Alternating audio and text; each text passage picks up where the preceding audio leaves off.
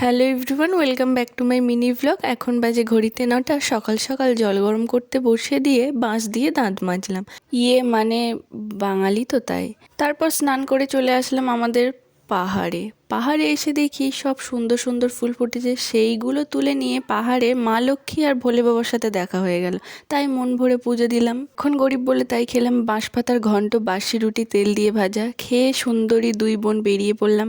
মা, তোমাদের তো বলাই হয়নি, আজ আছে আমার একটি মাত্র দাদার জন্মদিন। তাই মিষ্টি নিলাম, কেক নিলাম, নিয়ে চলে আসলাম এয়ারপোর্টে। চলে এসেছে আমাদের প্রাইভেট এরোপ্লেন। এরোপ্লেনে উঠতে উঠতে দেখলাম আমাদের অক্সফোর্ড কলেজটাকে। আগের বছর এখান থেকে গ্র্যাজুয়েশন পাশ করেছি।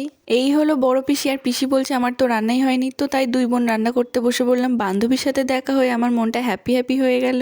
সেই খুশিতে খেয়ে নিলাম কমলা লেবু। আমার বোন তো এখন এখানে গুছিয়ে বাহুবালি থালি রেডি করছে। এই হলো আমার সোনার টুকরো একমাত্র দাদা, তারই আজ জন্মদিন। কেক কাটিং পর্ব শেষ করে সবাই মিলে 5 স্টার হোটেলে সিমেন্টে বসে ভাত খেলাম। আজ দুপুরের মেনুতে ছিল ভাত, 2 রকম ভাজা, 2 রকম চচ্চড়ি, ডাল আর চিকেন কষা। চিকেন কষাটা দারুণ হয়েছিল।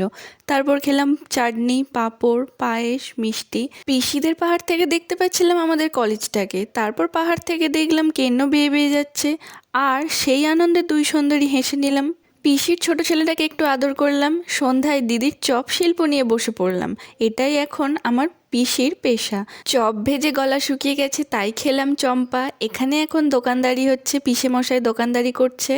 আর পিসিকে টাটা বলে চললাম বাড়ি। এখন আমরা বাড়ি যাই, আর তোমরা আমার চ্যানেলটাকে সাবস্ক্রাইব করো। বাই।